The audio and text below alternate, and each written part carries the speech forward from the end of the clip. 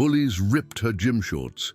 She made him tap out crying. Kira Delmont had learned to navigate the hallways of Westfield High like a shadow, keeping her head down and her backpack clutched tight against her chest.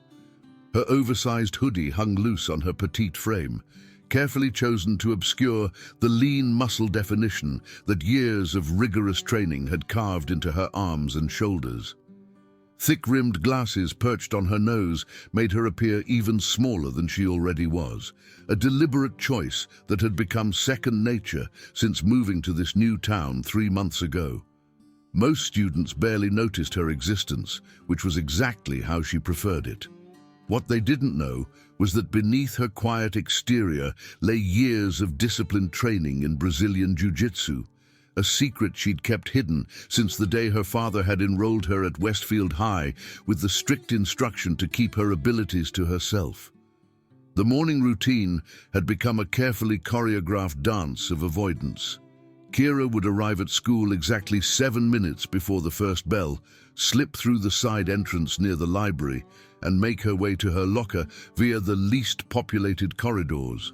She'd memorized the patterns of foot traffic, knew which stairwells were empty during specific periods, and had identified at least 3 alternate routes to each of her classrooms.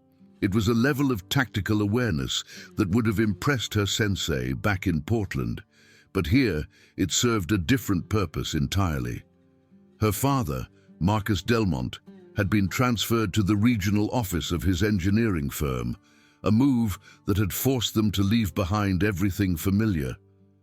The dojo where Kira had trained since she was 8 years old, the sparring partners who had become like siblings, the tournaments where she'd earned her purple belt at an age when most kids were still struggling with basic coordination. Master Chen had pulled her aside the night before they'd moved, pressing a worn copy of Sun Tzu's The Art of War into her hands with a knowing smile.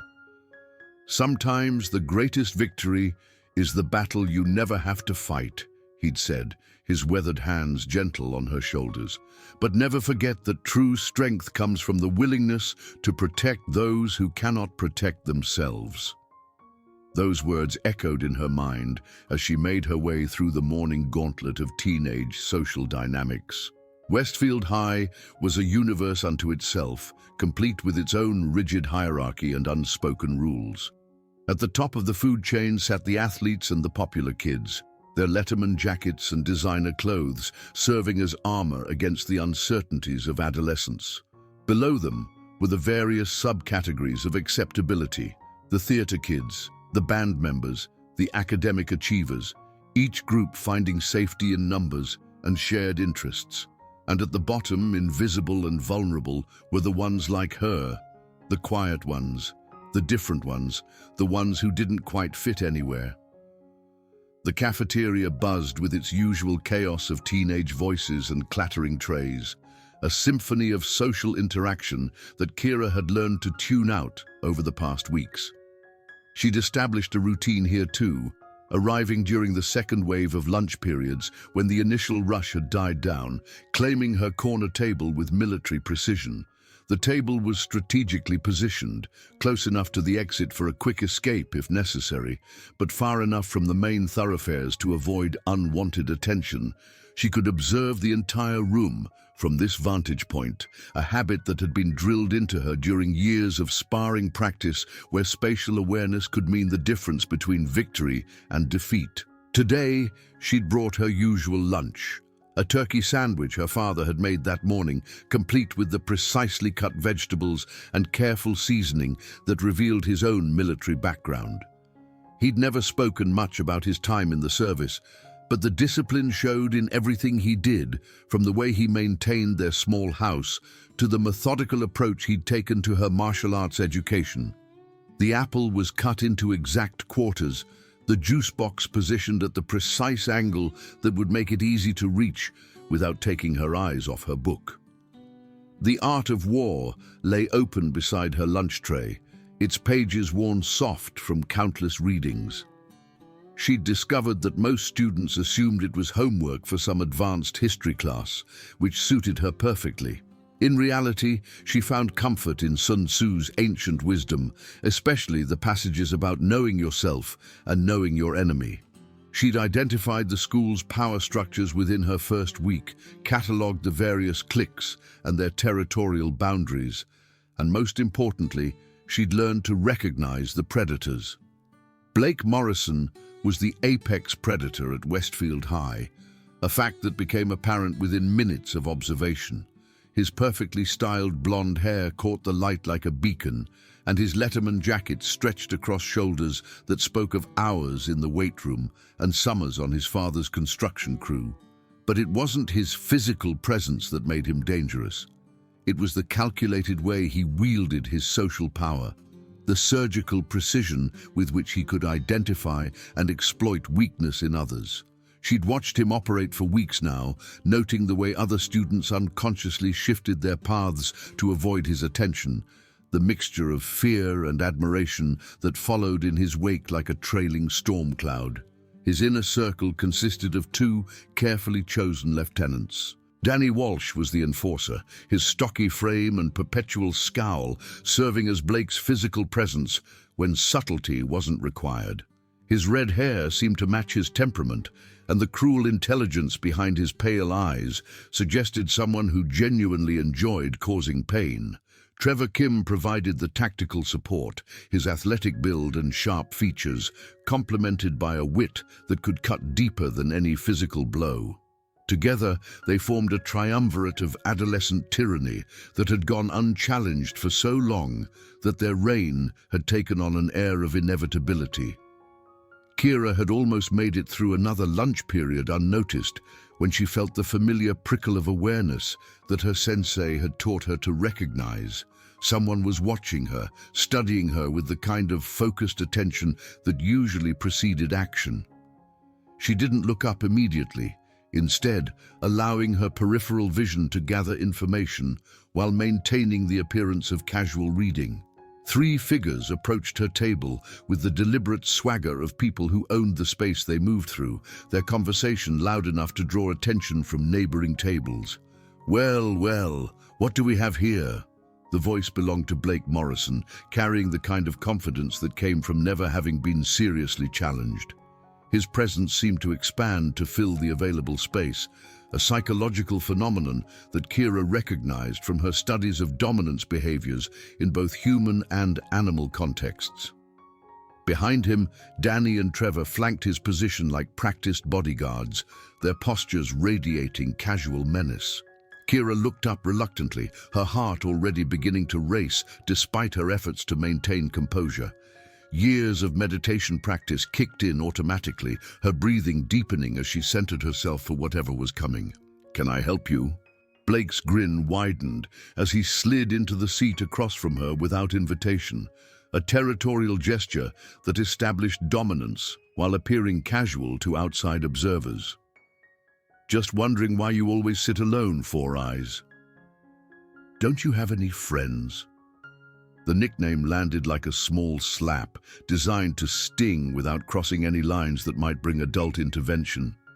It was expertly calibrated cruelty, the kind that came from years of practice. The insult stung more than she'd expected, partly because it highlighted her isolation, but mostly because it reduced her to a single, dismissive characteristic.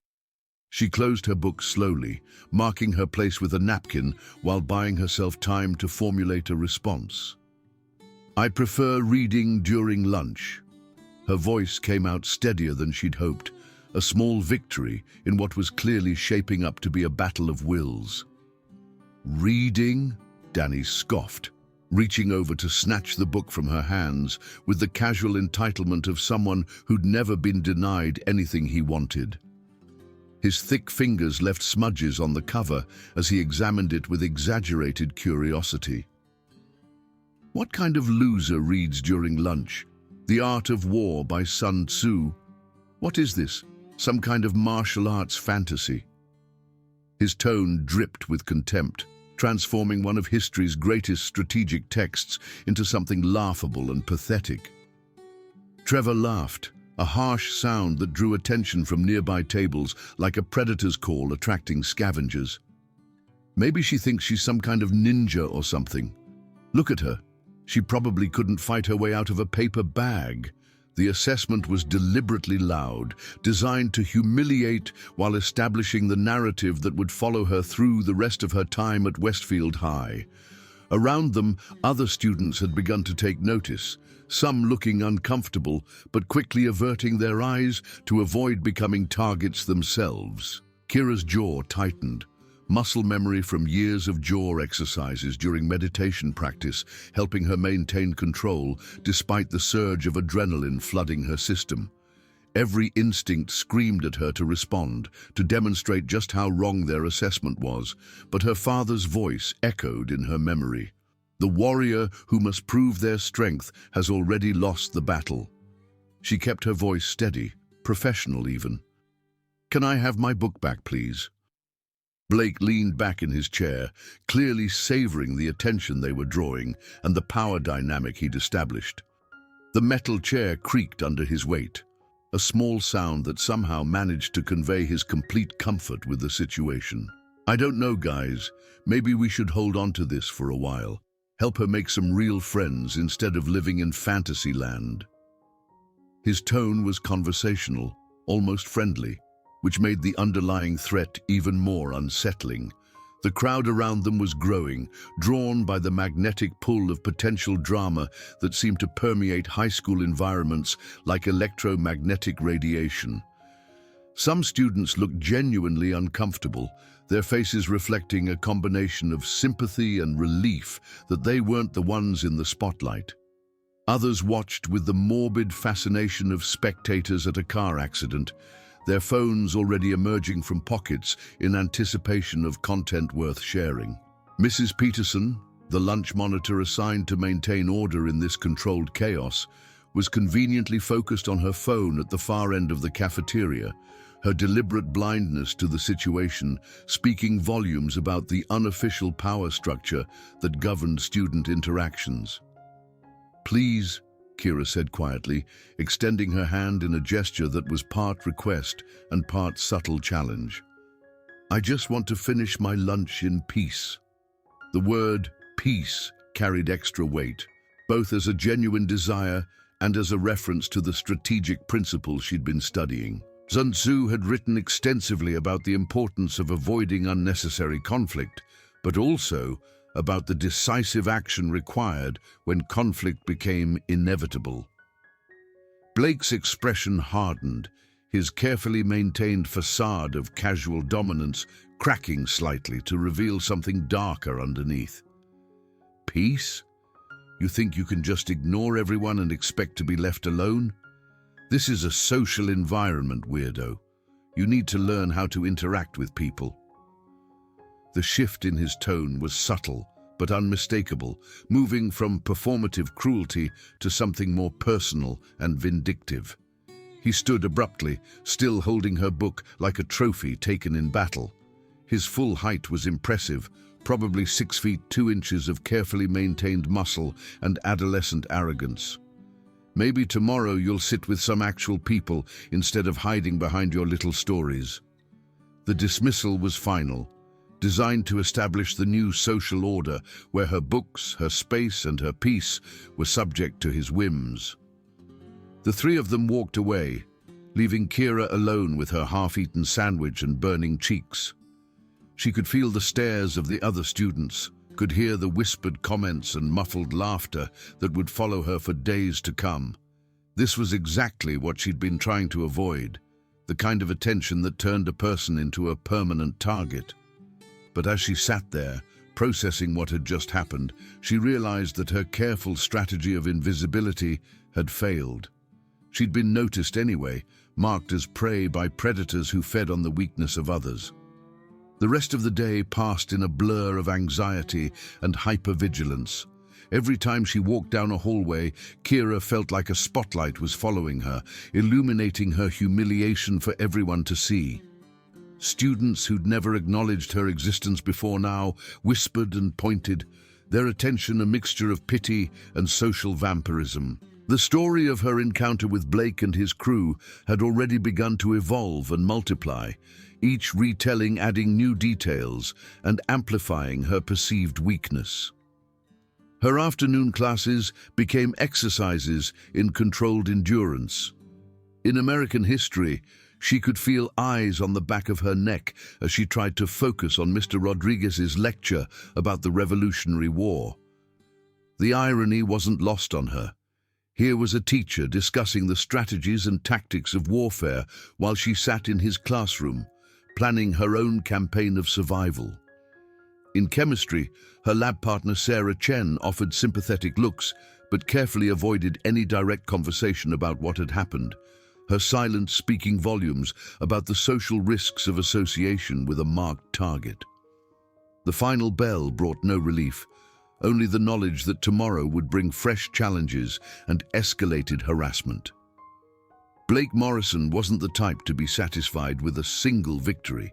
He would press his advantage until he'd extracted every possible benefit from her misfortune. She'd seen it happen to other students over the past months, watched as the cycle of torment ground them down until they either transferred schools or simply accepted their place at the bottom of the social hierarchy.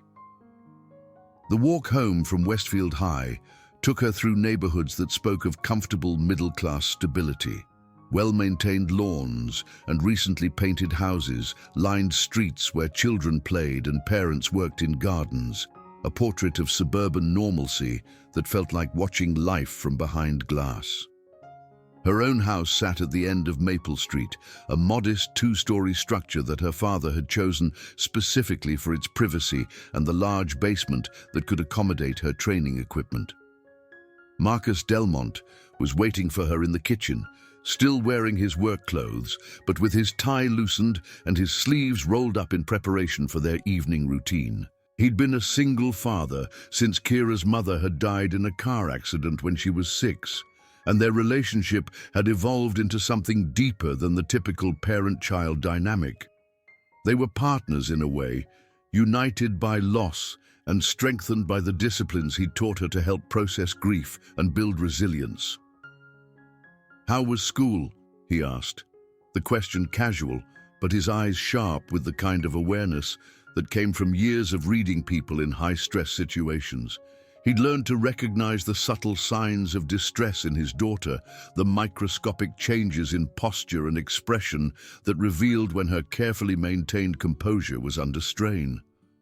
"Fine," Kira replied automatically, then caught herself. They'd made a pact years ago about honesty, about the importance of truth even when it was uncomfortable. Actually, it wasn't fine. There was an incident at lunch. She set her backpack down carefully and began unpacking her books, noting that The Art of War was still missing, still in the possession of someone who couldn't begin to understand its significance. Marcus nodded, neither pressing for details nor dismissing her concerns. This was another lesson he'd taught her, the value of allowing people to share information at their own pace, the strategic advantage of patience over urgency. "Want to talk about it over dinner? I made that stir-fry you like." The evening routine of cooking together had become sacred over the years, a time when the outside world fell away and they could simply exist as father and daughter. Marcus moved through the kitchen with the same precision he brought to everything else, each ingredient measured and added at the exact right moment. Kira chopped vegetables with knife skills that would have impressed a professional chef, her movements economical and controlled in a way that reflected her martial arts training. "There are these boys at school," she began, as they worked side by side, her voice carefully neutral. "They seem to think I'm an easy target for their entertainment." She described the encounter in clinical detail, analyzing Blake's tactics and her own responses with the objectivity of a military strategist reviewing a battlefield engagement. Marcus listened without interruption, his expression growing more serious as she recounted the calculated nature of the harassment. When she finished, he was quiet for several long moments, stirring the vegetables with mechanical precision while he processed what she'd told him. "What do you think their next move will be?" he asked finally, treating her assessment as that of an equal rather than dismissing her concerns as typical teenage drama. "Escalation," Kira replied without hesitation. "They established dominance today, but it was relatively low stakes. Next time they'll need to prove that they can follow through on their implied threats. They'll probably target something more personal, more humiliating." The analysis came easily, years of studying human behavior through the lens of conflict and competition, providing a framework for understanding her tormentor's likely strategies. "And what are your options for response?" This was the question she'd been dreading, the one that forced her to confront the gap between her capabilities and her circumstances. "I could report them to the administration, but that would just make them more careful about when and how they target me. I could try to avoid them completely, but that would mean giving up my freedom to move through the school normally, or ... She hesitated, unwilling to voice the third option, even though it dominated her thoughts. "Or you could end it definitively," Marcus finished for her, his tone carefully neutral. "Show them that you're not the victim they think you are. But you've always taught me that martial arts are for defense only. That violence should be the last resort, used only when all other options have been exhausted." The words came out more plaintive than she'd intended, revealing the depth of her internal conflict. Marcus turned to face her fully, his expression serious but understanding. "I've taught you that because it's true, but I've also taught you to recognize when you're dealing with predators who interpret restraint as weakness. Sometimes the most peaceful solution is a demonstration of strength that prevents future conflict." The conversation continued through dinner and into the evening, father and daughter exploring the ethical complexities of power and responsibility. Marcus shared stories from his own youth, times when he'd faced similar choices and the consequences of both action and inaction. He spoke about the bullies he'd encountered in military training, how some responded to authority while others only understood superior force. "The question you need to ask yourself," he said, as they cleaned the dishes together, "is whether you're avoiding conflict because it's the right thing to do, or because you're afraid of what people will think when they see who you really are." That night, Kira lay awake, staring at the ceiling of her bedroom, her mind racing through scenarios and possibilities. Through her window, she could see the lights of Westfield High in the distance, the building dark and empty, but somehow still ominous in its promise of tomorrow's challenges. She thought about Blake Morrison and his casual cruelty, about the way he'd stolen her book, not because he wanted it, but because he could. She thought about the other students who'd watched it happen, their silence a form of complicity that enabled the cycle of abuse to continue. But mostly, she thought about the girl she'd been back in Portland, confident and strong, respected by her peers, and feared by those who might have considered targeting someone weaker. That girl wouldn't have tolerated what had happened today. That girl would have ended Blake Morrison's reign of terror before it had a chance to begin. The next morning brought no relief from her anxieties, only the grim certainty that yesterday's encounter had been merely the opening move in a larger campaign. As Kira made her way to her locker through the pre-first period rush, she noticed the subtle changes in how other students interacted with her. Some avoided eye contact entirely, unwilling to risk association with a known target. Others stared with undisguised curiosity, waiting to see how the drama would unfold. A few offered sympathetic smiles, but none were willing to offer anything more substantial than moral support from a safe distance. Blake Morrison was waiting by her locker with Danny and Trevor flanking him like ceremonial guards, their presence a clear message that yesterday's humiliation had been just the beginning. But today there was something different in their posture, a predatory anticipation that suggested they'd spent considerable time planning their next move. Other students gave them a wide berth, creating an invisible circle of empty space that emphasized their power and her isolation. "Morning, Four Eyes," Blake said with false cheerfulness, his voice carrying across the hallway with theatrical projection. Sleep well? Dream about any epic battles? The reference to her confiscated book was deliberate, designed to remind everyone present of his dominance while setting up whatever humiliation he'd planned for today. Kira tried to ignore them, focusing on the combination lock with trembling fingers that betrayed her internal state despite her efforts at control. The numbers seemed to swim before her eyes as anxiety clouded her vision and disrupted her usually precise motor control.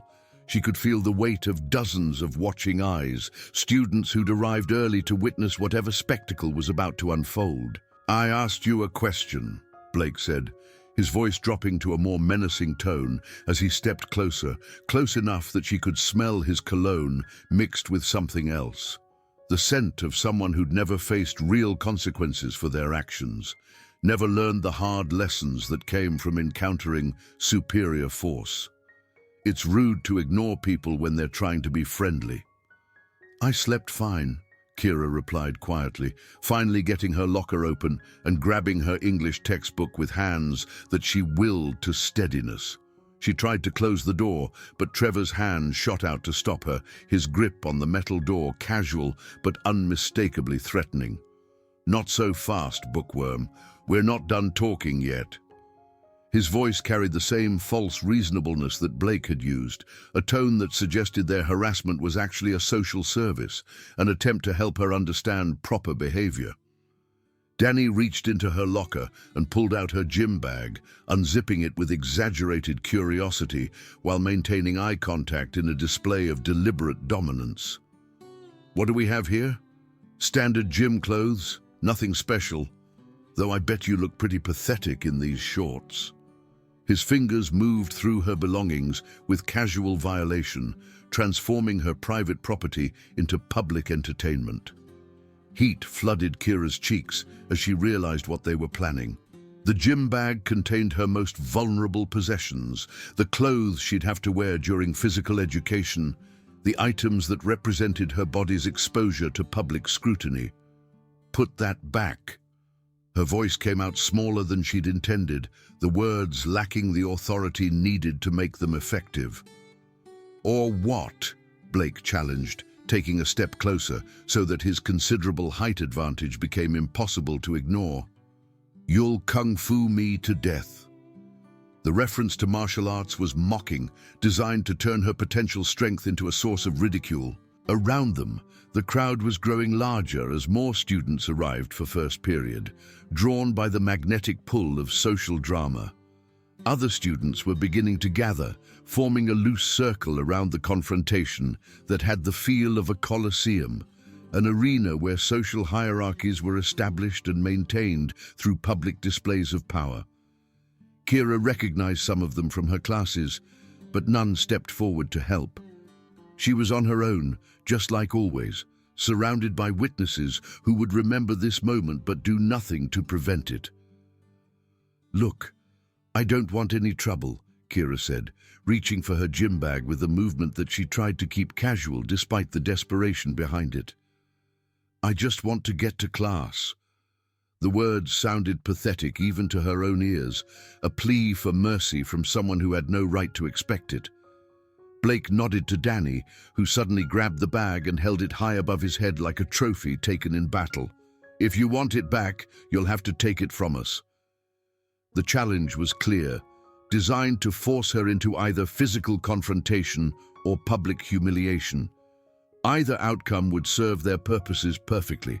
The crowd was growing larger now, and Kira could hear the excited whispers of students who sensed drama unfolding before their eyes. Cell phones were emerging from pockets, ready to capture whatever happened next for immediate distribution across social media platforms. Her hands clenched into fists at her sides, muscle memory from years of training threatening to surface despite her conscious efforts to maintain control. But she forced herself to stay calm, knowing that getting into a fight on her second week at a new school would only make things worse. "Please," she said, hating how weak her voice sounded, but unable to find the strength to project authority. "I need that for gym class." The admission of need was another small victory for her tormentors, evidence that they'd successfully identified something important to her that they could hold hostage. "Then maybe you should have thought about that before being such a stuck-up little weirdo," Trevor said, grabbing one end of the bag with theatrical aggression. "Come on, Danny, let's see what else she's hiding in here." The suggestion that she was concealing something shameful added another layer to their attack, transforming her privacy into evidence of guilt. They began pulling at the bag from both ends, their movements deliberately clumsy and destructive. Kira watched in horror as the zipper started to give way under the stress, the metal teeth separating with small pops that sounded like gunshots in the relative quiet of the hallway.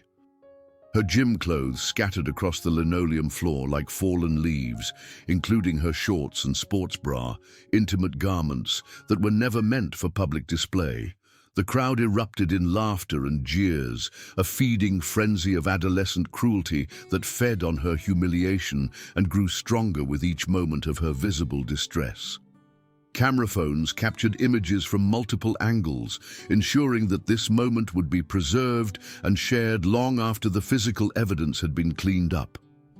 Kira felt her face burn with humiliation as she dropped to her knees to gather her belongings, her movements frantic and desperate in a way that only added to the entertainment value for her audience. "Oops," Blake said with mock concern, his voice pitched loud enough to carry over the crowd noise.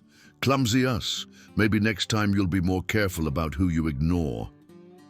The false apology was perfectly calibrated, appearing reasonable to any adult who might investigate, while actually increasing her humiliation through its transparent insincerity. The bell rang, and students began to disperse, but not before several had shared their captured footage across multiple platforms, ensuring maximum distribution of her degradation. She stuffed everything back into her damaged bag and hurried toward the nearest bathroom, tears stinging her eyes despite her efforts to maintain composure. Behind her, she could hear Blake and his crew laughing and congratulating themselves on a successful operation, their satisfaction complete and untroubled by any consideration of her humanity. In the safety of the empty restroom, Kira allowed herself a moment to breathe deeply and process what had just happened. The fluorescent lights hummed overhead, casting harsh shadows that emphasized the pale exhaustion in her reflection. She looked at herself in the mirror and saw exactly what the bullies saw. A small, frightened girl who looked like an easy target, someone who could be victimized without consequence, but they had no idea what lay beneath the surface. Her father had started training her in Brazilian Jiu-Jitsu when she was 8 years old, initially as a way to help her process the grief of losing her mother, but gradually evolving into something much deeper. She'd earned her purple belt at 15, an achievement that represented thousands of hours of practice and a level of skill that few adults ever attained. She could have easily taken down any of those boys, could have used their own size and aggression against them in ways they couldn't begin to imagine. But the consequences would have been severe, she knew. Her father had always taught her that martial arts were for self-defense only, to be used as a last resort when all other options had been exhausted. He'd drilled into her the importance of de-escalation, of finding peaceful solutions to conflict whenever possible. More practically, she knew that any physical confrontation would result in suspension at minimum, possibly expulsion and criminal charges depending on how badly she hurt someone. Yet with each passing day, that line between justified self-defense and aggressive retaliation was becoming harder to define. When did enduring harassment become complicity in your own victimization? When did turning the other cheek become an invitation for further abuse? These were questions that her father's military training and her martial arts education had prepared her to ask, but not necessarily to answer. The harassment continued throughout the week with the relentless inevitability of a natural disaster. Blake and his crew seemed to have made tormenting Kira their personal mission, a project that provided them with entertainment while reinforcing their position in the school's social hierarchy. They would accidentally bump into her in the hallways, their shoulders making contact with enough force to send her stumbling into lockers or walls. They'd knock books from her hands with casual swipes that appeared accidental to any watching teachers, forcing her to scramble on the floor to retrieve her scattered materials while other students stepped around her like an obstacle. The psychological warfare was even more sophisticated than the physical harassment. They made loud comments about her appearance whenever she passed, their voices pitched at exactly the right volume to be heard by everyone nearby while maintaining plausible deniability about their intent. "Look, there goes Four Eyes again. I wonder if she's figured out how to make friends yet," Blake would say with theatrical concern, his tone suggesting genuine worry while his eyes gleamed with malicious satisfaction. During lunch periods, they made a point of walking past her table and commenting on her food choices with the authority of restaurant critics reviewing a disappointing meal. "Look, guys, Four Eyes is eating alone again. Maybe we should invite her to sit with us," Blake would say with false kindness, loud enough for half the cafeteria to hear. The offer was clearly hollow, designed to highlight her isolation while appearing generous to any adults who might overhear. When she ignored them, they'd escalate with carefully calibrated steps that pushed boundaries without crossing lines that might trigger administrative intervention. Sometimes they'd knock over her water bottle with apparently accidental contact, forcing her to clean up the spill while they offered insincere apologies. Other times, they'd accidentally brush against her chair hard enough to make her spill her food, then express elaborate concern for her clumsiness while offering to help clean up the mess they'd created. The worst part wasn't the bullying itself. It was the complete indifference of everyone around her. Teachers who witnessed the harassment somehow always seemed to be looking the other way at the crucial moment, their attention mysteriously drawn to other matters whenever Blake and his crew operated within their sightlines. Students who might have helped instead chose to protect themselves by staying out of it, their silence a form of collaboration that enabled the cycle of abuse to continue unchallenged. Kira began to understand that she was truly alone in this fight, isolated not just by her tormentors, but by a system that prioritized peace over justice, order over protection of the vulnerable. The school's official anti-bullying policies were prominently displayed on posters throughout the building, but they seemed to exist in a parallel universe where harassment was obvious and easily documented, where victims could report abuse without fear of retaliation, where administrators had both the power and the will to enforce consequences for antisocial behavior. In reality, Blake Morrison and his crew operated with surgical precision, their harassment carefully designed to avoid detection while maximizing psychological impact. They understood the unwritten rules that governed social interaction in institutional settings, knew exactly how far they could push without triggering official responses. More importantly, they understood that their victims' isolation made reporting nearly impossible. Who would believe a single, powerless student over multiple popular athletes with sterling reputations and the social capital that came with their privileged positions? But it was during gym class that things took a darker turn, escalating from psychological harassment to something approaching genuine danger. Coach Martinez had divided the class into teams for a basketball unit, and naturally, Kira found herself picked last in a draft that was more about social status than athletic ability.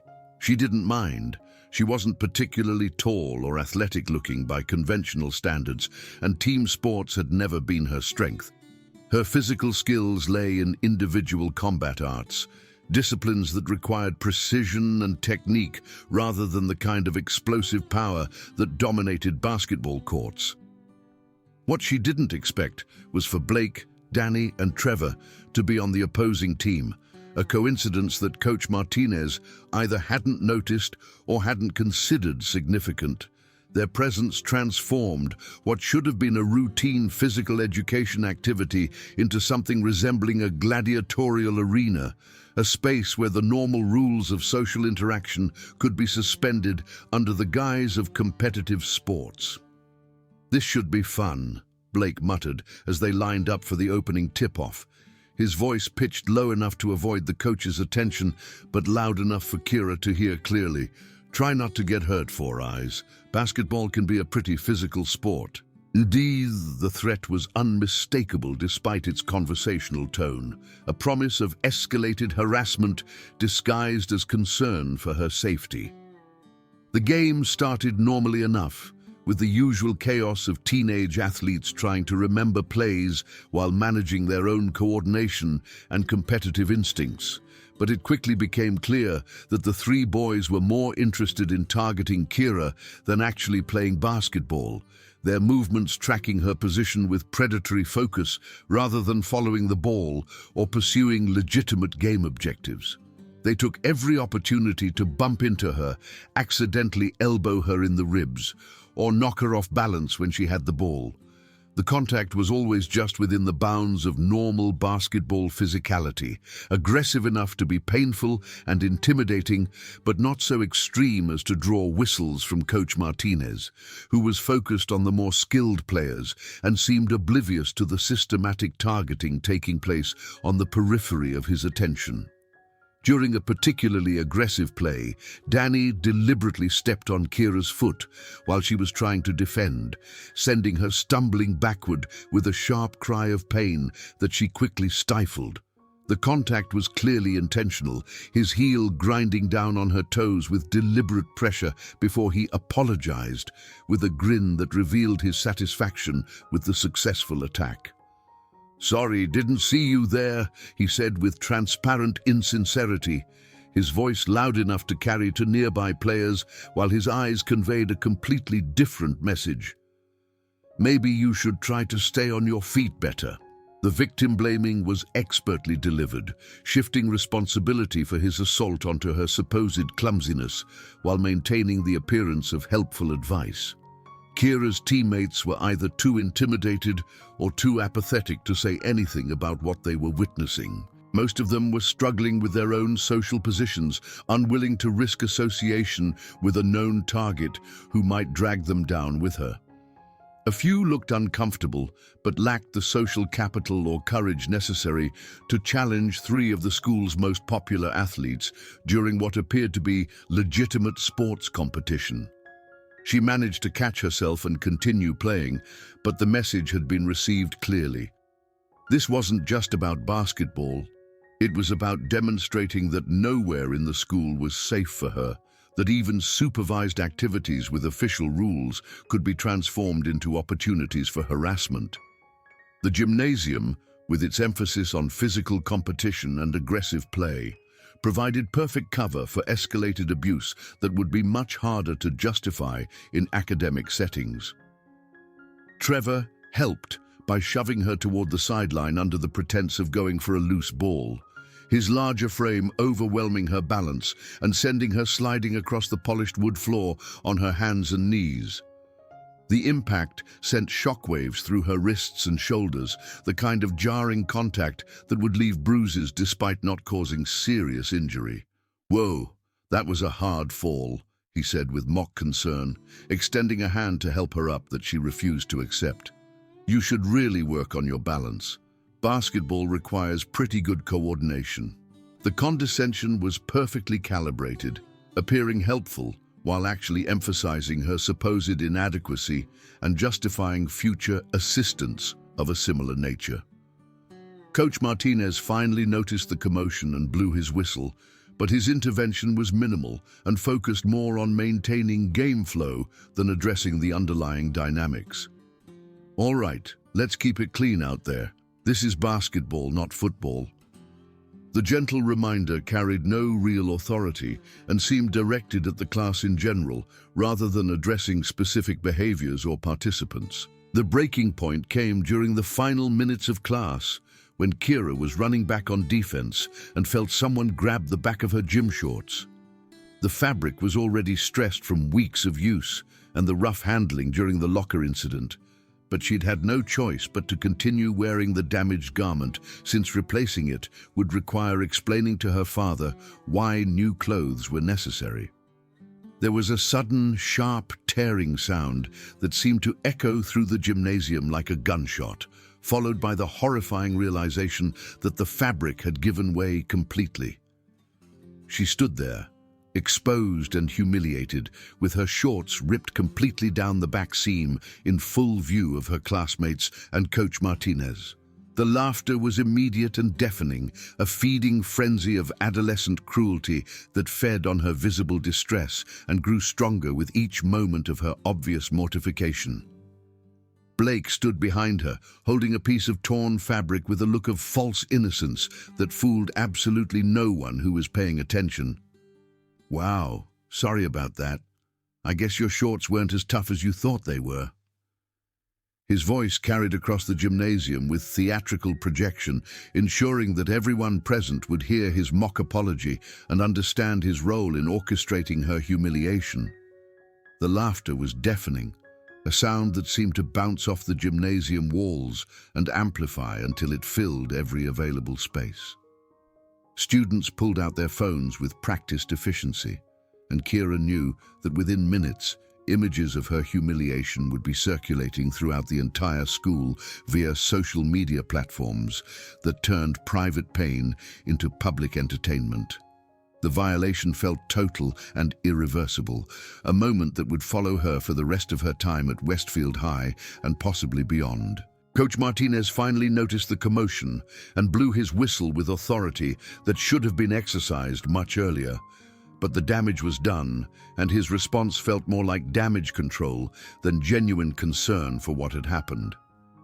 "All right, that's enough," he said, but his tone suggested he viewed it as nothing more than a harmless prank that had gotten slightly out of hand. "Everyone hit the showers. Morrison, try to be more careful next time." That was it. No investigation, no consequences, no real concern for what had just happened to one of his students. Just a casual suggestion to be more careful while destroying someone's dignity, as if the assault on her humanity was merely an unfortunate accident that could be avoided through better attention to detail. The administrative indifference was almost as devastating as the original attack, confirmation that she truly was alone in a system that prioritized order over justice. Kira wrapped her hoodie around her waist and walked quickly toward the locker room, her face burning with shame and rage that threatened to overwhelm her carefully maintained composure. Behind her, she could hear Blake and his friends laughing and high-fiving each other, completely satisfied with their work and confident that there would be no consequences for their actions. The sound of their celebration followed her into the empty corridor, where she finally allowed herself to lean against the wall and process what had just happened. In the locker room, she sat on the bench and stared at her torn shorts, the fabric hanging in shreds that represented more than just damaged clothing. Something inside her had fundamentally changed during those moments of public humiliation, a shift in perspective that felt both frightening and liberating. The quiet, patient girl who'd been willing to endure anything to avoid conflict was gone, replaced by someone who'd finally had enough of being treated as less than human. She thought about her father's teachings, about the importance of restraint and the responsibility that came with superior fighting skills. But she also thought about his other lessons, about the duty to protect those who couldn't protect themselves and the moral obligation to stand up against bullies who preyed on the vulnerable. For the first time since arriving at Westfield High, she began to seriously consider the possibility that turning the other cheek had become a form of complicity in her own victimization. That evening, Kira stood in the basement of her house, facing the heavy bag her father had installed when they'd moved in 3 months earlier. She'd been avoiding it for all this time, trying to leave her old life behind and start fresh as a normal teenager who could navigate high school without relying on the skills that had defined her identity for so long. But now she realized that running from who she was had only made her vulnerable to people who mistook restraint for weakness. She wrapped her hands carefully, the familiar ritual of preparation bringing back muscle memories and mental disciplines that had been dormant for too long. The tape felt rough against her knuckles, providing protection while maintaining the tactile feedback necessary for proper technique. Her father had taught her to wrap her hands when she was 9 years old, explaining that the careful preparation was as important as the training itself, a moment of meditation and focus that prepared both body and mind for the work ahead. The first combination felt rusty, her timing slightly off and her balance not quite perfect. But as she settled into the rhythm, years of training began to reassert themselves with familiar intensity. Jab, cross, hook. The basic combinations flowed naturally as muscle memory took over, and her body remembered what it had been trained to do. Her kicks were precise and powerful, each one expressing the fury she'd been forced to suppress for weeks while maintaining her cover as a helpless victim. The bag swayed under her assault, the heavy canvas absorbing impact while providing the resistance necessary for proper technique development. Each strike carried emotional weight as well as physical force, years of frustration and suppressed anger, finding expression through carefully controlled violence. She worked through combinations with increasing intensity, her body warming to the familiar demands, while her mind processed the events of the day through the lens of strategic planning. Her father found her there an hour later, sweat-soaked and breathing hard, her technique sharp and her focus absolute. He'd heard the rhythmic impacts from upstairs and known immediately what was happening, recognizing the distinctive sounds of serious training from his own years of combat preparation. He settled into a chair nearby without interrupting her workout, understanding that she needed to work through whatever had driven her back to the basement after months of avoidance. "Rough day?" he asked when she finally stopped, unwrapping her hands with the same methodical care she'd used to prepare them. Kira nodded, still catching her breath from the intensity of her workout. "You could say that." The understatement carried volumes of meaning, representing weeks of accumulated humiliation and the recognition that passive resistance had failed to protect her from escalating abuse. "Want to talk about it?" She considered telling him everything, describing in detail the systematic harassment and the administrative indifference that had enabled it to continue unchecked. But she knew what would happen if she did. He'd want to involve the school administration, possibly even the police. It would turn into a bigger mess that would ultimately change nothing substantive about her situation, while making her look like someone who couldn't fight her own battles. "Just needed to blow off some steam," she said instead, hoping he would accept the partial truth and not press for details that would force her to either lie more extensively or admit the full scope of what she'd been enduring. Her father nodded slowly, but she could see the concern in his eyes as he recognized signs of distress that went beyond normal teenage frustrations. "Remember what I always taught you about when it's appropriate to use your training. Only when all other options have been exhausted, and only to protect yourself or others who can't protect themselves." Kira recited the familiar words that had guided her behavior for years. But even as she spoke them, she wondered whether she'd already reached that point of exhaustion, whether continuing to endure abuse had become a form of enabling rather than noble restraint. "That's right," Marcus said, his voice carrying the weight of experience and hard-won wisdom. "But also remember that protecting yourself doesn't just mean physical harm.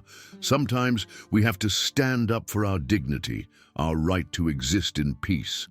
There's a difference between picking fights and refusing to be victimized." The conversation continued into the evening, father and daughter exploring the ethical complexities of power and responsibility, while carefully avoiding the specific details that might force premature action. Marcus shared stories from his own youth, times when he'd faced similar choices and learned hard lessons about the consequences of both action and inaction. He spoke about bullies he'd encountered in military training, how some responded to authority and clear boundaries, while others only understood superior force. "The question you need to ask yourself," he said as they prepared for bed, "is whether you're avoiding conflict because it's the right thing to do, or because you're afraid of what people will think when they see who you really are. Sometimes the most peaceful solution requires a demonstration of strength that prevents future violence." That night, Kira made a decision that would change everything. She'd tried ignoring the bullies, tried avoiding confrontation, tried being the bigger person by refusing to respond to their provocations. None of it had worked.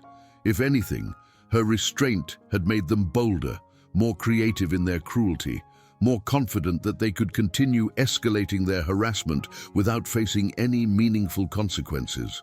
She spent the weekend preparing both physically and mentally for what was coming. She practiced her techniques with renewed intensity, running through scenarios in her mind and visualizing different ways the confrontation might unfold. But most importantly, she prepared herself mentally for the fundamental change in her identity that was about to occur. This wasn't about revenge. It was about drawing a line that couldn't be crossed and establishing boundaries that would be respected through strength rather than hope.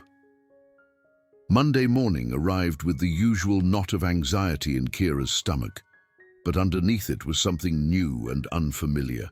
Determination, backed by deadly skill and years of training.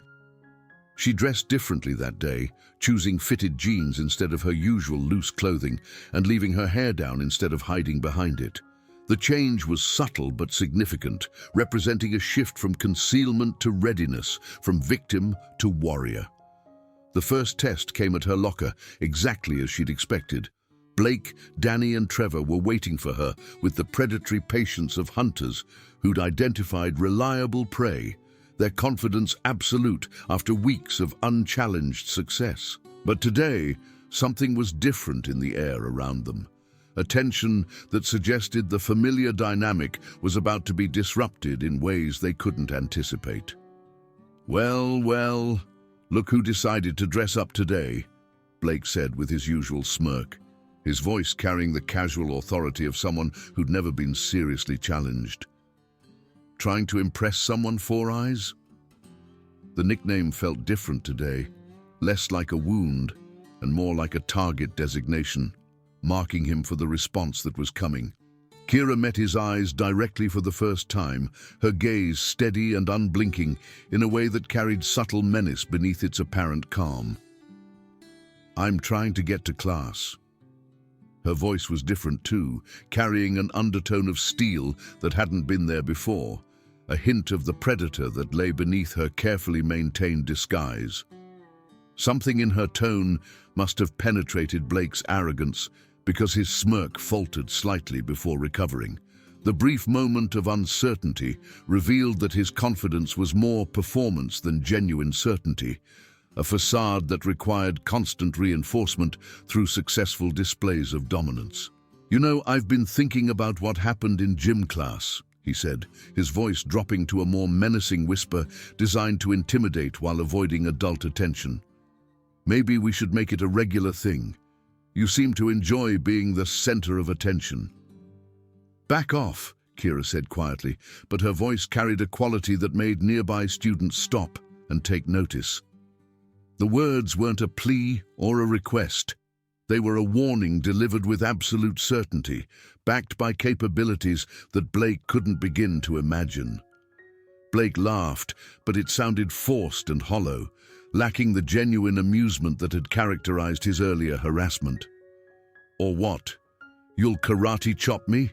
The reference to martial arts was meant to be mocking, but it came out sounding nervous, as if some primitive part of his brain was recognizing danger signals that his conscious mind couldn't process. "I said back off."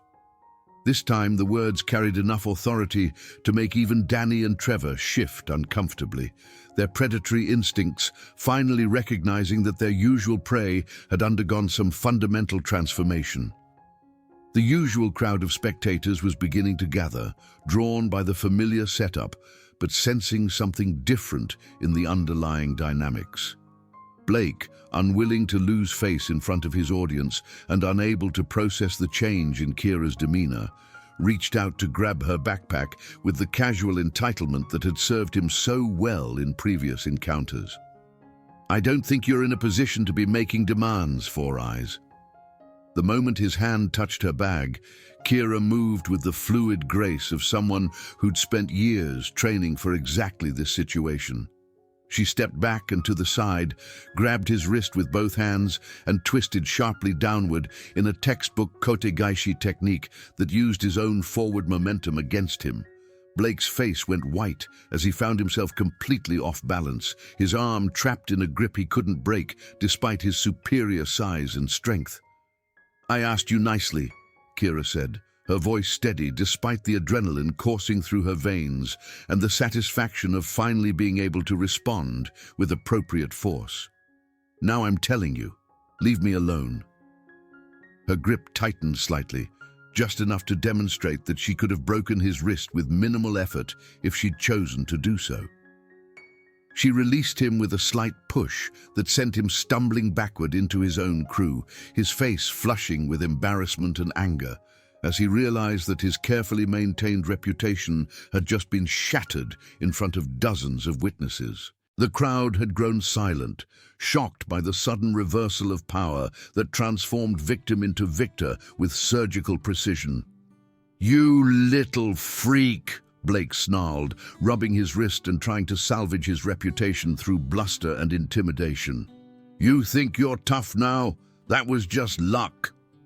But his voice lacked conviction, and everyone present could see the uncertainty in his eyes as he processed what had just happened. Kira had already turned away, walking toward her class with a confidence that made the crowd part before her like water. Behind her, she could hear Blake's angry voice trying to reconstruct his authority, but the damage was done and irreversible. Everyone had seen him humiliated by the girl he'd been tormenting, witnessed the moment when predator became prey and power structures shifted with devastating suddenness. The rest of the day passed in a strange bubble of tension and anticipation. Word of the locker incident had spread through the school's social networks with viral intensity, each retelling adding new details and interpretations to what had happened. Some students looked at Kira with new respect, recognizing strength they'd never suspected. Others watched with concern about what Blake's retaliation might look like, understanding that humiliated bullies often responded with escalated violence. The confrontation came during lunch, in the cafeteria where their conflict had originally begun 3 weeks earlier. Kira was sitting at her usual table, trying to eat her sandwich, despite the nervous energy coursing through her body and the knowledge that the morning's incident had been merely the opening move in a larger game. She sensed them before she saw them, her enhanced awareness picking up the distinctive pattern of their approach. Blake, Danny, and Trevor were moving toward her with the deliberate swagger of people who had something significant to prove, their body language radiating confidence despite the morning's setback. But they weren't alone this time. They'd brought backup in the form of 3 other football players, including Marcus Webb, a massive senior whose reputation for violence was well established and whose presence sent a clear message about their intentions. The group's approach created a ripple effect throughout the cafeteria as other students recognized the setup and began positioning themselves for optimal viewing of whatever was about to unfold. Conversations died away and phones emerged as the anticipation built toward what promised to be a decisive confrontation between established power and emerging threat. "Having a nice lunch, Four Eyes?" Blake asked, his voice carrying across the suddenly quiet cafeteria with theatrical projection designed to ensure maximum audience engagement. "I hope you're enjoying it, because it's about to get a lot less peaceful." The threat was explicit and public, a clear declaration that their morning encounter had been insufficient to resolve their conflict. Kira looked up slowly, her heart pounding but her voice steady as she prepared for the confrontation she'd been anticipating all day. "I'm not looking for trouble." The words were true but incomplete. While she wasn't seeking conflict, she was no longer willing to avoid it when trouble came looking for her. "Too bad," Blake said, sliding into the seat across from her with aggressive confidence, his crew arranging themselves in positions that blocked potential escape routes while maintaining the appearance of casual social interaction. "Because trouble found you the moment you decided to put your hands on me this morning, that was a mistake you're going to regret." The entire cafeteria was watching now, their attention creating an arena atmosphere that transformed a simple lunch period into a gladiatorial spectacle. Even the lunch staff had stopped what they were doing to observe the unfolding drama, recognizing that something significant was about to happen, but lacking the authority or courage to intervene before violence erupted. "You embarrassed me in front of everyone," Blake continued, his voice growing louder as he fed off the audience's energy and built toward whatever climax he'd planned. "Made me look weak in front of people who respect me. That's something I can't let slide, not if I want to maintain my position in this school." "Then maybe you should have thought about that before you grabbed me," Kira replied, surprised by her own boldness, but committed to the path she'd chosen. The confrontation had moved beyond personal conflict into something larger, a test of whether strength or cunning would determine social hierarchy, whether victims could become victors through force of will and superior skill. Blake's face darkened with genuine anger as he realized that she wasn't going to back down or apologize for defending herself. "You think you're some kind of martial arts expert? Let's see how tough you are when you're not catching someone off guard." He nodded to Marcus Webb, who stepped forward with a cruel grin that promised pain and humiliation for anyone foolish enough to challenge their authority. "This is how we deal with people who don't know their place," Marcus said, his massive frame casting a shadow over their table as he prepared to demonstrate why challenging the established order was a mistake that carried serious consequences. But before Marcus could make his move, another voice cut through the tension with unexpected authority and calm. "Hey, is everything okay over here?" The question came from Liam Rodriguez, who approached their table with the kind of easy confidence that came from social capital rather than physical intimidation. Everyone turned to see him walking toward them, tall and lean, with kind eyes and an easy smile that had made him popular across all social groups. Kira had noticed him before. He was in her chemistry class, and he'd been one of the few people who'd seemed genuinely disturbed by the bullying incidents he'd witnessed. His intervention was unexpected, but not entirely surprising to those who knew his character. "Everything's fine, Rodriguez," Blake said, his voice tight with annoyance at having his carefully orchestrated confrontation interrupted by someone with the social standing to challenge his authority. "Just having a conversation with our friend here." The casualness was forced, an attempt to maintain control of the narrative while dealing with an unexpected variable. "Didn't look like a conversation to me," Liam said, his tone remaining friendly, but his eyes showing the kind of steel that suggested he wasn't going to be easily intimidated or dismissed. "Looked more like 6 guys surrounding one girl. That's not really a fair fight, is it?" The observation carried moral weight that resonated with the watching crowd, framing the confrontation in terms that made Blake's position seem less heroic and more cowardly. The crowd murmured agreement, and Kira felt a surge of gratitude toward this unexpected ally who was willing to risk his own social position to defend someone he barely knew. Blake's jaw clenched as he realized his carefully orchestrated demonstration was being derailed by someone who couldn't be easily dismissed or intimidated. "This doesn't concern you, Rodriguez," Blake said, his authority already beginning to erode as the moral framework of the confrontation shifted against him. "Actually, it does," Liam replied, taking a step closer with the kind of calm confidence that suggested he'd thought through the implications of his intervention before acting. "Kira's in my chemistry class. She's my lab partner, and she's actually pretty cool once you get to know her. So yeah, this concerns me." The casual revelation that he'd actually noticed her as a person rather than just a target was both thrilling and terrifying for Kira, who'd grown accustomed to being invisible to everyone except her tormentors. Blake's face was now red with fury as he realized that his position was becoming untenable, that continuing the confrontation would require attacking someone with significant social capital rather than an isolated victim. "Fine, you want to play hero? Let's see how that works out for you and your girlfriend." He stood abruptly, and his entire group followed suit in a display of coordinated intimidation. The cafeteria held its breath as 6 large, angry teenagers faced off against Liam and Kira, the odds impossibly bad, but the moral clarity absolute. But Kira felt a strange sense of calm settling over her as she recognized that the moment of decision had finally arrived. "You know what?" she said, standing up slowly with movements that carried unconscious grace and lethal potential. "I'm tired of this. I'm tired of being afraid. Tired of being your entertainment. Tired of pretending I'm helpless when I'm not." Her voice grew stronger with each word, years of suppressed strength finally finding expression through controlled rage and absolute certainty.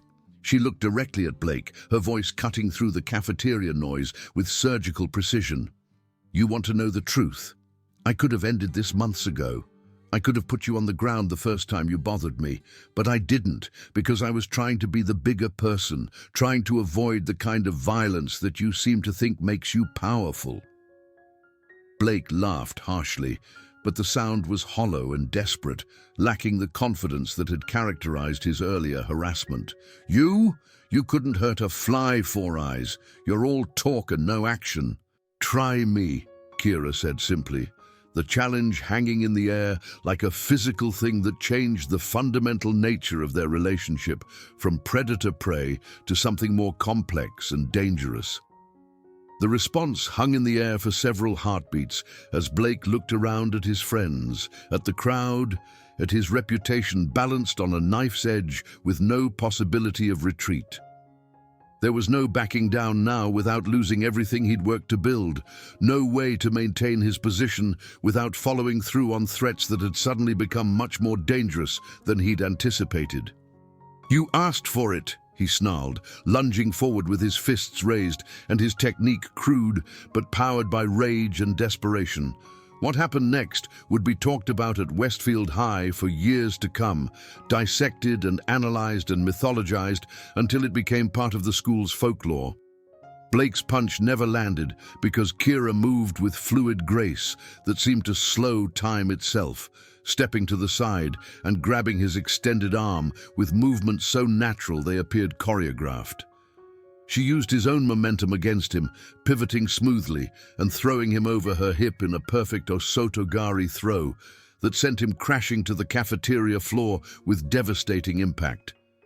The sound of Blake hitting the ground seemed to reverberate through the sudden silence like a gunshot, followed immediately by the collective gasp of hundreds of students who'd just witnessed their social hierarchy collapse in real time. But Kira was already moving, her training taking over as Danny rushed forward next, his face contorted with rage and disbelief. She met his charge with a crisp front kick to his solar plexus that doubled him over and drove the air from his lungs in a shocked wheeze. As he bent forward, gasping for breath, she grabbed his shoulders and drove her knee upward in a devastating strike that stopped just short of his face in a display of perfect control that was somehow more intimidating than actual contact would have been. Trevor hesitated for a crucial moment, suddenly realizing that everything they'd believed about their victim had been fundamentally wrong. that they'd been tormenting someone who could have destroyed them at any time, but had chosen restraint over violence. But Marcus Webb wasn't as perceptive or intelligent, and he charged forward like an enraged bull, relying on his size and strength to overwhelm what he still perceived as a small, weak target. Kira waited until the last possible second, her timing perfect as she dropped low and swept his legs out from under him with a technique that used his own momentum and mass against him. As he fell, she caught his arm and applied an armbar with textbook precision, controlling his descent to prevent serious injury while demonstrating complete mastery over his much larger frame. The three backup players who'd come to ensure Blake's victory looked at each other with growing uncertainty, their intimidating presence neutralized by a girl who barely reached their shoulders but had just systematically dismantled their supposedly unstoppable crew. One of them took a hesitant step forward, but Kira's eyes locked onto his with such focused intensity that he stopped immediately, some primitive survival instinct warning him away from engaging with a predator who had just revealed her true nature. "Anyone else?" she asked quietly, her voice carrying clearly across the silent cafeteria despite its conversational volume. Blake was struggling to get back to his feet, his face a mixture of pain, disbelief, and humiliation as he processed what had just happened to his carefully constructed reputation. "This isn't over," he gasped, the words lacking conviction as he realized that everything he'd believed about power and dominance had just been proven false. "Yes, it is," Kira said, her voice carrying the absolute certainty of someone who had finally stopped pretending to be helpless. "It's been over since the moment you decided to mess with me. I gave you every chance to walk away, to leave me alone, to be a decent human being. You chose this path, and now you get to live with the consequences." She knelt down beside him, her voice dropping to a whisper that only he could hear, despite the dozens of phone cameras recording every moment of his humiliation. "I could break your arm right now. I could choke you unconscious in front of everyone. I could do things that would put you in the hospital for weeks and make you afraid to leave your house. But I won't, because I'm not you.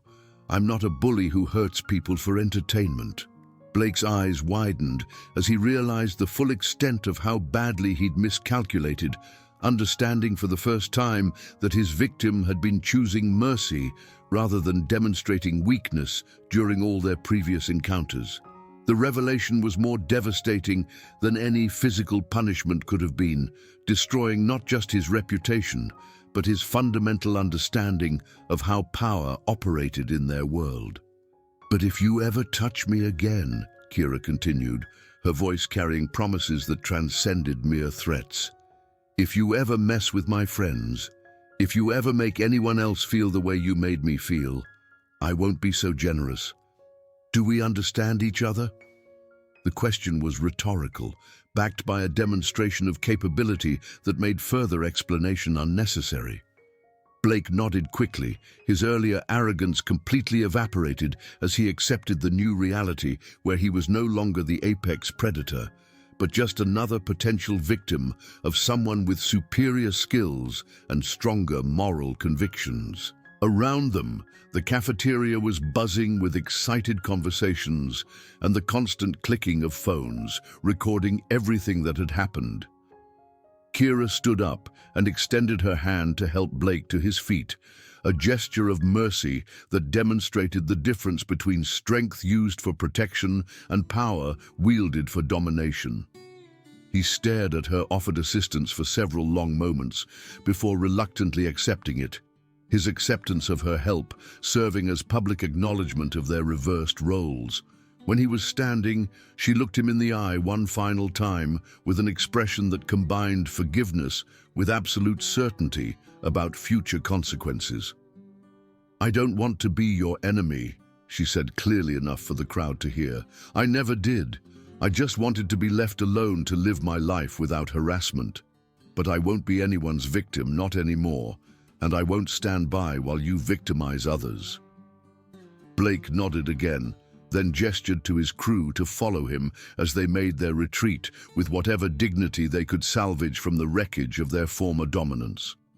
The crowd parted before them like water, but instead of the respectful deference they'd grown accustomed to, the attention felt more like the morbid curiosity directed toward defeated gladiators being removed from the arena. The silence stretched for several long seconds after Blake's group left, hundreds of students processing what they'd just witnessed and trying to understand how their social world had been so completely transformed in the space of a few minutes. Then someone started clapping, a slow, deliberate rhythm that acknowledged what they'd seen as performance art rather than mere violence. Another person joined in, and another, until the entire cafeteria was applauding with genuine enthusiasm and respect for someone who'd stood up against impossible odds and emerged victorious through skill, courage, and moral clarity rather than simple aggression. Kira felt her cheeks flush as she realized that the very people who had stood by and watched her humiliation for weeks were now celebrating her victory with an enthusiasm that bordered on worship. Liam approached her with a wide grin that transformed his already handsome features into something approaching luminous. "That was incredible. I had no idea you could do that. Where did you learn to fight like that?" His questions tumbled over each other in his excitement, and Kira found herself overwhelmed by the positive attention after weeks of systematic abuse. "Most people don't know," Kira replied, suddenly feeling shy again, despite her recent demonstration of deadly competence. "I don't like to advertise it. My father taught me that martial arts should be invisible until they're absolutely necessary." "Well, you might want to start reconsidering that policy," Liam said with a laugh that contained genuine admiration rather than the cruel mockery she'd grown accustomed to expecting. "I think everyone's going to want to be your friend now. You're probably the most popular person in school right now." As if to prove his point, several students approached their table with expressions of amazement and respect, offering congratulations and expressing admiration for what they'd witnessed. Sarah Chen from her chemistry class appeared at her elbow with stars in her eyes, suddenly eager to claim friendship with someone who'd revealed herself to be far more interesting than anyone had suspected. "That was amazing," Sarah gushed, her voice carrying the kind of enthusiasm usually reserved for celebrity encounters. "I can't believe you've been hiding skills like that. Blake Morrison has been terrorizing people for years, and you just ended his reign in like 30 seconds. How long have you been training? Are you going to teach classes? Can you show me some moves?" The attention was overwhelming but also intoxicating after months of invisibility and victimization. Kira found herself at the center of conversations she'd never imagined having, answering questions about her training and philosophy while carefully maintaining the humility her father had taught her was essential for anyone who possessed genuine power. Over the following days, the change in school dynamics was remarkable and far-reaching. Blake and his crew gave Kira a wide berth that bordered on active avoidance, their behavior toward other students becoming noticeably more subdued as word of their defeat spread throughout the school's social networks. The video footage of their confrontation had gone viral within hours, transforming Kira from unknown victim to local legend while simultaneously destroying Blake's carefully constructed reputation. But more importantly, other students began standing up for themselves in ways that created a ripple effect throughout the school's culture. When Blake tried to resume his old patterns with a younger student in the hallway, 3 other kids immediately stepped in to defend their classmate, emboldened by the example Kira had set and confident that bullies could be successfully challenged. When Danny made a cruel comment about someone's appearance during lunch, he was met with a chorus of objections instead of the nervous laughter that had previously greeted his attempts at humor. The social dynamics that had enabled systematic harassment began to break down, as potential victims realized they didn't have to accept abuse silently, and potential allies discovered they could make a difference through collective action. Teachers and administrators seemed initially bewildered by the sudden shift in student behavior, unsure how to respond to the decreased disciplinary problems that resulted from the informal justice system that had emerged in the wake of Kira's demonstration. Some expressed concern about students taking matters into their own hands, but couldn't argue with the measurable improvement in school climate that followed the cafeteria incident. The formal resolution came a week later, when Blake approached Kira at her locker with visible nervousness and uncertainty, a far cry from the confident tormentor he'd been just days before. His crew was nowhere to be seen, suggesting that their alliance had been based more on shared dominance than genuine friendship, and that defeat had dissolved the bonds that had held their group together. "Hey," he said quietly, his voice lacking the authority and aggression that had characterized all their previous interactions. "Can we talk? Alone, I mean. Without an audience this time." The request revealed genuine humility rather than strategic maneuvering, suggesting that the past week had been a period of serious reflection rather than simple planning for revenge. Kira nodded, closing her locker and giving him her full attention with the kind of respectful focus she would have offered any fellow human being seeking genuine communication. The gesture cost her nothing, but represented a fundamental shift in their relationship from adversarial to potentially collaborative. "I wanted to apologize," Blake continued, the words seeming to struggle their way out of his mouth as if he were learning a foreign language, "for everything I did to you, the way I treated you, the things I said, the humiliation I put you through. It wasn't right, and I know that now." The admission was comprehensive and genuine, acknowledging not just specific incidents, but the systematic nature of his harassment campaign. "No, it wasn't right," Kira agreed without hesitation, refusing to minimize his behavior or make his apology easier by pretending the damage had been less than it was. "But I appreciate the apology. It takes courage to admit when you've been wrong, especially when the admission comes with social consequences." Blake shifted uncomfortably, his usual confidence replaced by something approaching vulnerability as he struggled to articulate thoughts and feelings he'd never been forced to examine before. "I keep thinking about what you said in the cafeteria, about how you could have hurt me but you didn't, about the choice you made to show restraint even when I didn't deserve it. I don't think I would have shown that kind of control if our positions had been reversed." "That's the difference between us," Kira said with gentle firmness, neither condemning nor excusing, but simply stating observable facts. "I learned how to fight so I could protect people who needed protection. You learned how to fight so you could hurt people who couldn't fight back. The techniques might look similar, but the motivations create completely different outcomes."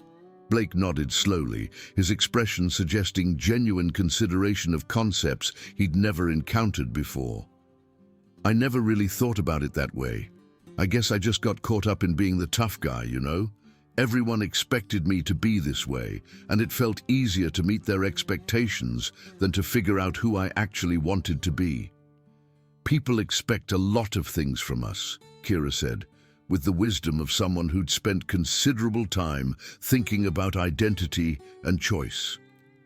"That doesn't mean we have to meet their expectations, especially when those expectations require us to cause harm to others. You get to choose who you want to be, regardless of what other people think you should be." Blake considered this for several long moments, his face reflecting internal struggles between old patterns and new possibilities. "Would it be weird if I asked you to teach me?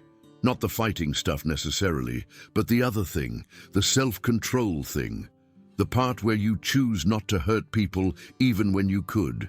Kira was surprised by the request, having expected anger or resentment rather than a genuine desire for personal growth.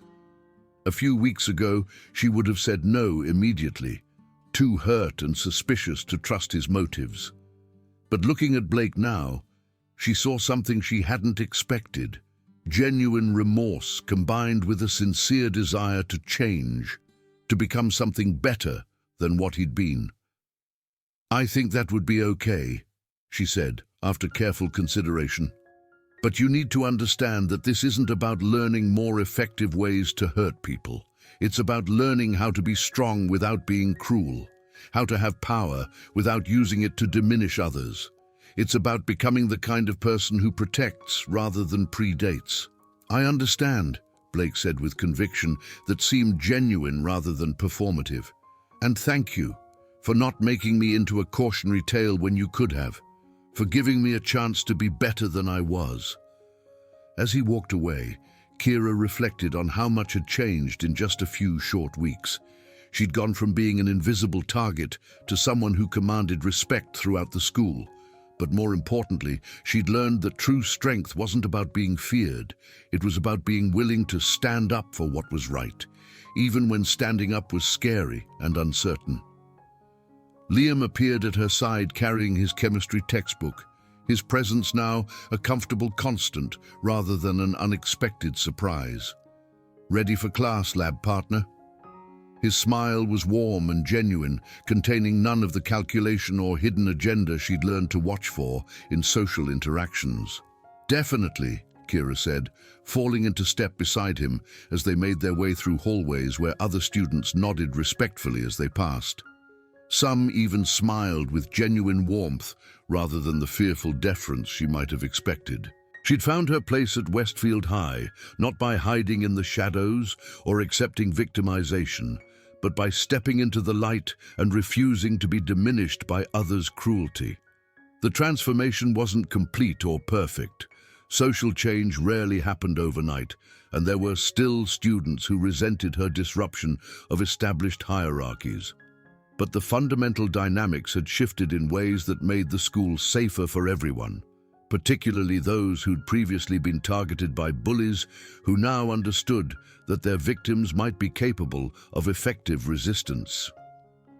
Walking down the hallway with Liam, surrounded by an atmosphere of respect rather than fear, Kira understood that the girl who'd once been afraid of her own shadow had learned one of life's most important lessons.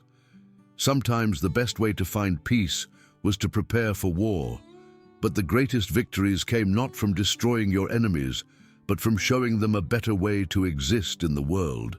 In the end, that was the lesson she'd carry with her long after high school was just a memory, that true strength lay not in the ability to hurt others, but in the courage to protect them and the wisdom to know when mercy was more powerful than violence. She'd become not just a fighter, but a guardian, and that transformation had changed not just her life, but the lives of everyone around her.